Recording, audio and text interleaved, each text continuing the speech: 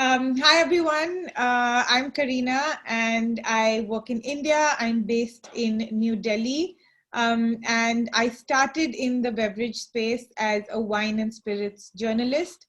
I've been connected to the industry for almost a decade now, and my blog called Giggle Water 411 was one of the first in India, and that was solely about alcoholic beverages. And over the years, as I studied, as I learned more, I shared my journey and sort of my audience grew along with me.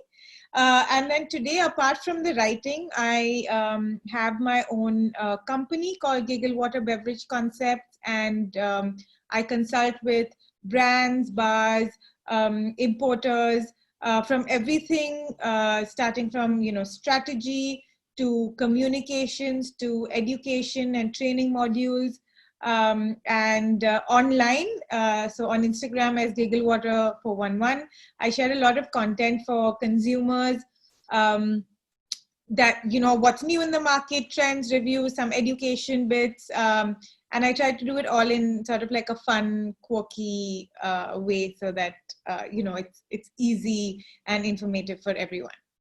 So today, what I'm going to talk to you about is a little bit of an understanding of what India is, a little bit about India as a beverage market, and how women are placed in the industry as of now, and how they've progressed over the years. So to begin with, a little bit about the Indian market. If you know anything about Indian, alcohol imports or whatever, there's one thing you probably know, which is that it's just a fucking nightmare. We have a lot of friends that work in the trade space with, international, with governments, and the running joke that they used to sort of say was that India, so INDIA, was an acronym for I'm never doing that again, because it was just so complicated and just so troublesome. And there are a few things that make India that problematic, right? One of them, of course, is our taxation laws, and if I'm not wrong, I think Brazil has those issues as well.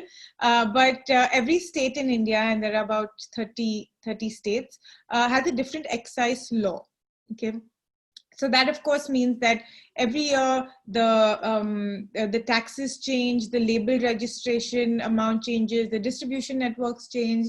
So it's really sort of messy, and it's very often delayed. There's a lot of sort of red tapeism that's involved in this whole process. I think the second reason why the alcohol market is difficult in India is because that the impression of alcohol in our country is largely taboo. Okay, it's considered, by the Hindu majority, which is the majority religion.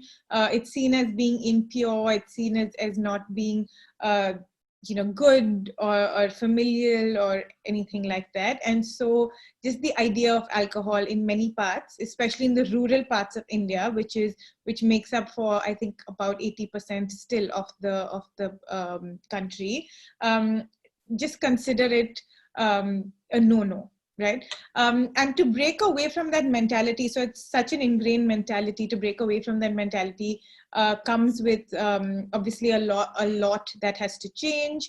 The markets, when we talk about, again, the main markets in India, we are talking about Bombay and Delhi. So Delhi is the capital, and Mumbai or Bombay is sort of the second, largest market. And they are very, very cosmopolitan cities. Where where we have bars and a whole lifestyle, and of course there are some other cities like that as well, but whenever I'm referring to certain segments, I'm especially talking about these two cities, right? And despite all of this, despite the fact that it is such a mess, the beverage industry in India has been consistently growing across categories, for very long now, obviously, and that includes, the categories include both import and homegrown. Right. So Indians are really big travelers, or we were very big travelers, and hopefully one day we will go back to being able to travel. And they see lifestyles when they travel. So, whether it's a lovely glass of like afternoon wine with your lunch in a Parisian cafe, or whether it's Aperol Spritz and aperitivo hour in Milan, they enjoy it, and they want to come back and replicate it. And of course, I'm talking about, like a fairly middle class, educated audience that feels this way about it, which is a huge part of our population in the cities.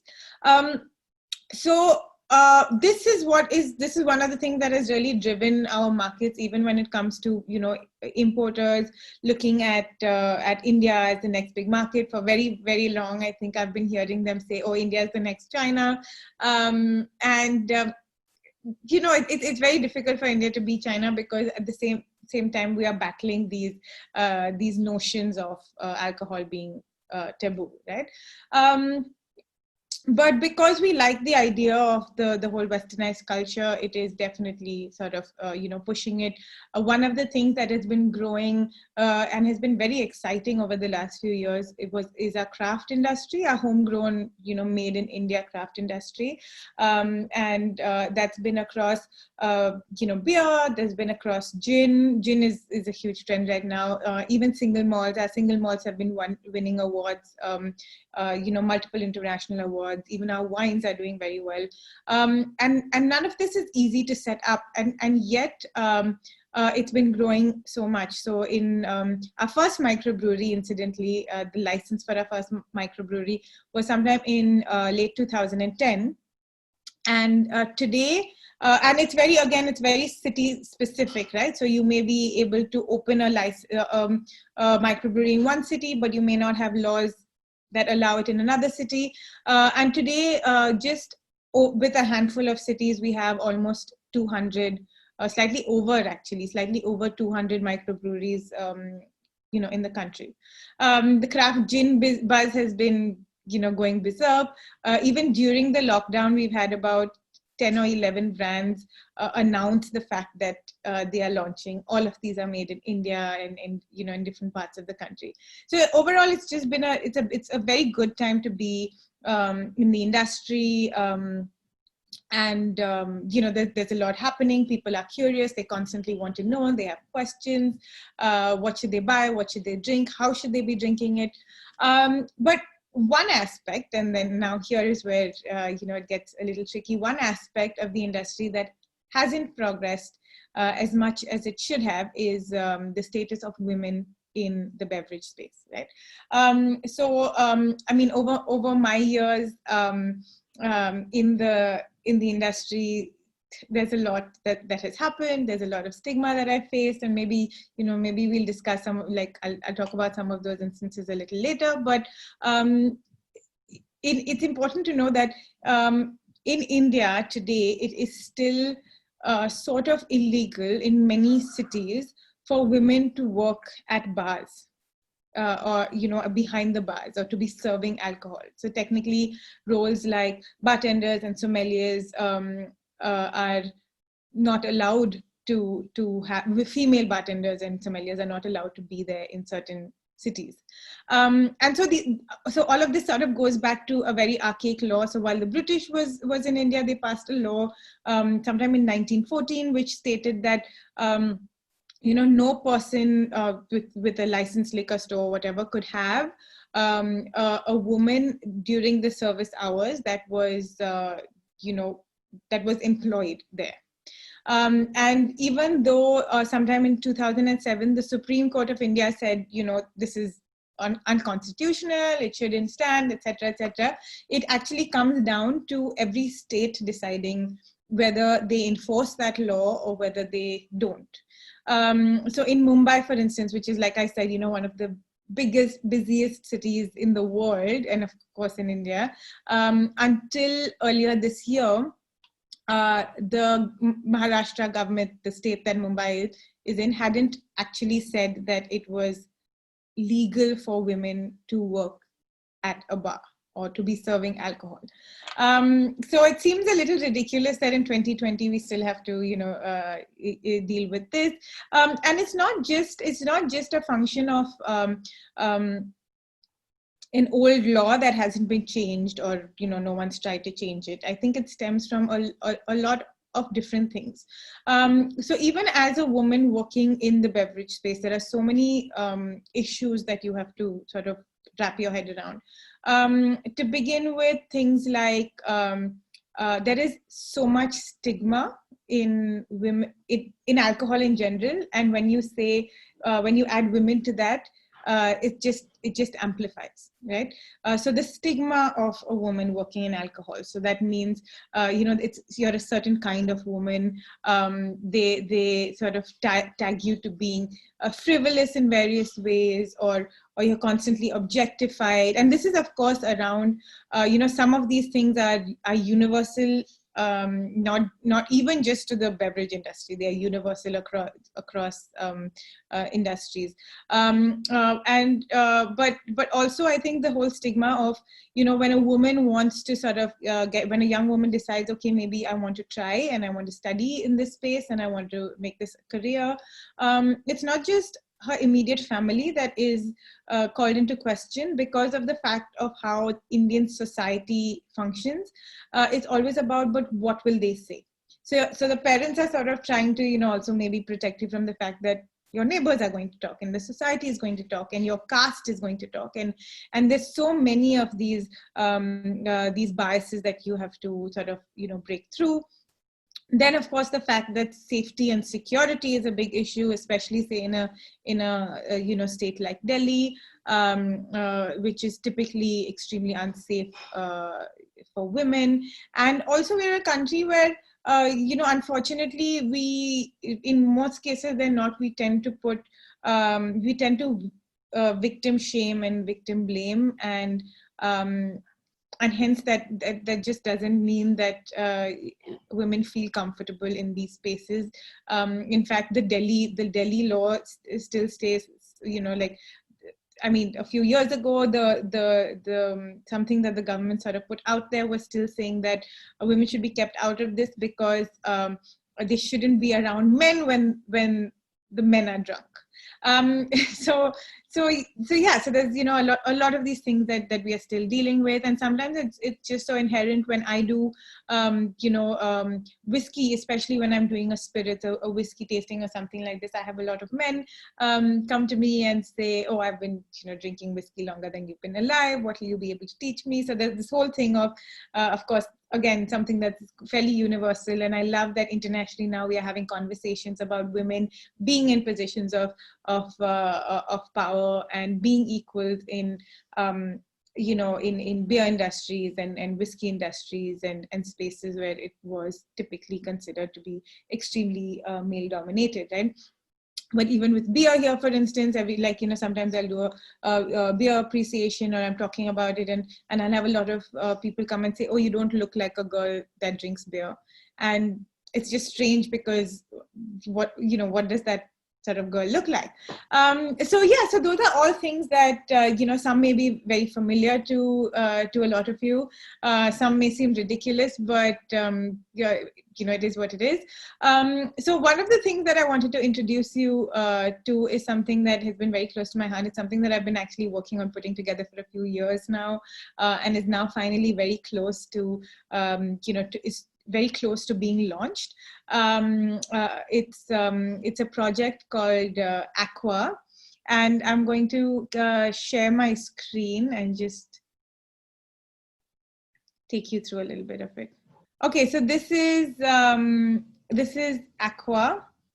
It's like I said, something that I've been working on for a few years, and now I'm very close, hopefully, to actually getting it on the road and launching. And of course, COVID, put a few things on hold.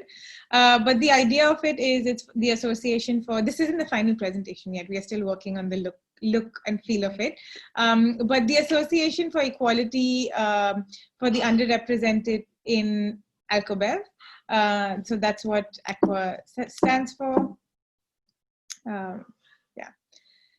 And the idea of it is just to ensure greater representation for women as well as minority genders in the Indian beverage industry, and to create a safe space for the exchange of these ideas.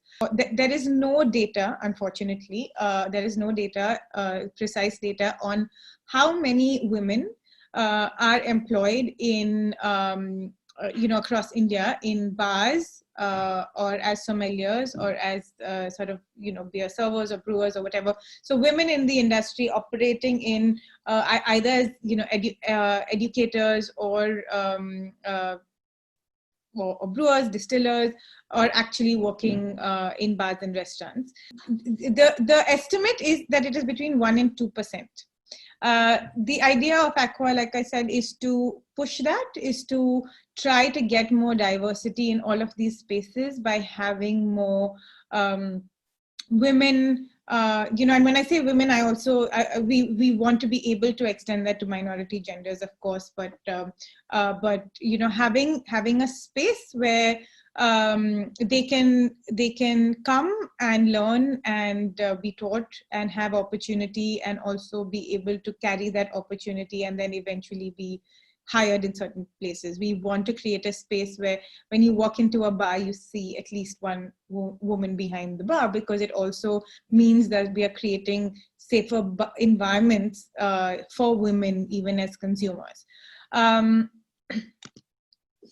like I said, it's for people in the space that are directly earning a living from the Indian beverage industry.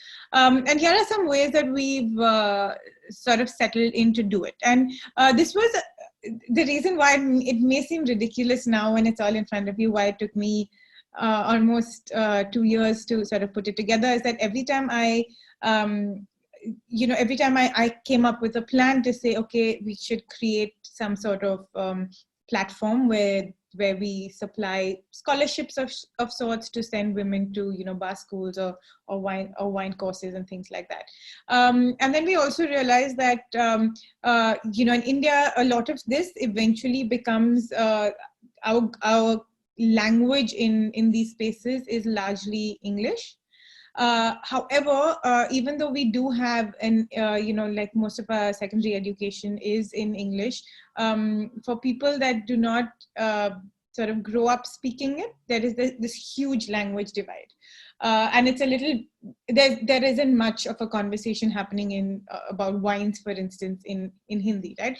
So the question there was then, how do you bridge that gap? So how do you deal with language? And if you're dealing with language, then how do you deal with the stigma that the parents have? Because do the parents want their girls to be, learning this at the age of 18 or 19 or even younger, perhaps? So there were these constant things that every time I thought I'd solved one problem, there would be another in its place. This, I'm hoping, is more or less, like is a foolproof, well, not foolproof, nothing can be, but I'm hoping that this covers most of the essential and integral parts. But so the first part that we are focusing on is, of course, education and mentorship. So sort of, we're putting out feelers out there to get a bunch of women that we want to then disseminate to various bar schools, wine schools, beer training programs. There aren't too many, unfortunately, here. There's none that's fixed with beer, but create these spaces where they can go and learn and have a proper sort of education, and at the same time understanding the fact that we are not again taught as women, because all of these spaces are typically run by men and they're typically male-dominated batches. They're not taught how do you deal with the gender imbalance when you go into a bar. if you have a problem, if that problem happens to be with your manager and there's an inappropriate behavior, what is your form of redressal? So there are various things like this that we are not taught and we don't have access to. And the idea is that even though these girls will be across cities and they'll be sort of studying on their own, we want to create a virtual school where we will talk about these issues that are very specific to women in the working space, and have mentors that can lead them, guide them, actually take their, say, cocktailing skills or their wine tasting skills or their sommeliery skills up a notch. And the second part of the education is also for bars, because I also realized that it's not fair for us to treat them and say, okay, it's great, it's glamorous, all of those things, and then sort of throw them into these spaces where no one knows how to deal with women working behind the bars. Typically the female, the male dominated bar teams don't like women. They feel like they're stealing their thunder, and so they're not happy about it. In India, there's also a law that after you have a certain number of employees, it's about 10 or 8 or 10, you have to have mandated sort of sexual harassment trainings, which doesn't happen. So how can we make sure that bars that are willing to support our cause can get this training, and can we provide it for them? Then of course is the hiring database, so to make sure that, okay, now we've trained them, we've made sure that it's all on skill. We don't want these women to be hired just because they are women. We want them to also be hired because they have a skill and they are an asset to a bar.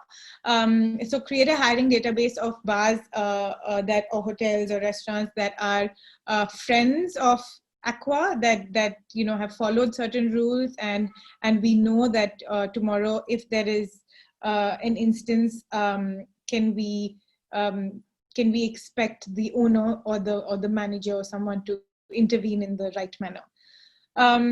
And then the long-term thing, of course, is driving policy change, and this happens at various levels. One is with all of the brands that we want to associate with. So tomorrow, in case we say Diageo or Pernod Ricard are sponsors for, and we want it to be a collective organization thing, collective industry thing. So trying to say that, do you comply with the rules of diversity hiring, and can you comply with the rules of diversity hiring? And then if they can then put pressure on, say, what their key accounts are, to say, can you hire at least one woman or two women to your bar teams, that we sort of take care a percentage of their costs for them. Of course, the really long-term policy change is actually being able to list out and gather data. And unfortunately, it's not very easy to do that here, because we don't have everything sort of up online on a single website that we can get data from. But having the government and the governmental policies that concern women in the workplace, women in bars, women and alcohol in any way, try to get them updated, upgraded, try to get them to understand that this can be a large revenue generator for, even for whichever state it is in. So that's the goal. And of course, having fun events and cocktails. At the end of the day, it is about drinking. We are in the space of creating fun experiences, and no one wants to be, drinking a beer and having like a bad time, or having a cocktail and not really having a fun experience around it. So we definitely want to do this, and I think for us, what is most important is that we want a seat at the table. And I think it's been great to see how much of this is happening with women empowerment and women's movements across the world in various industries and spaces. But we need to be able to be on that table where a decision is being made, or where we are discussing things of importance. I want people, we don't right now in India, we don't notice when there's a woman missing from the panel or from the jury or from the back bar or any of these places. And I want it, I just want to be able to, for us to make it so common and normal place, and talk about the fact that it should be common and normal place, that when there isn't a woman in that space, immediately everyone's like, oh, but why isn't there one? And I think that is, it all comes down to that. It all comes down to being able to create that space, for ourselves and for everyone that follows. I've been lucky to see how it's changed, but we need to sort of keep going forward instead of, just like not actually progressing and doing this in small bits and pieces, which is what is happening now. I took you through all of this.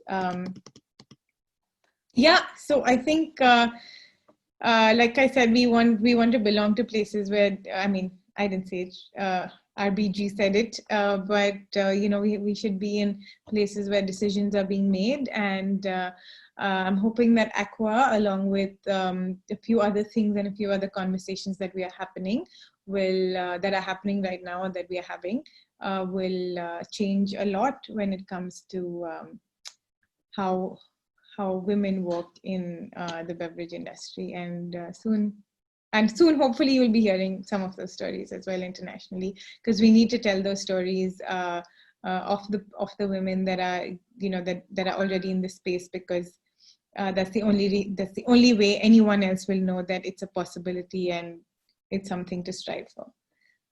So yes, I think that covers what I want to say. Thank you again for having me. I wish I could have been with you. I wish I could have been traveling this year, but perhaps next year.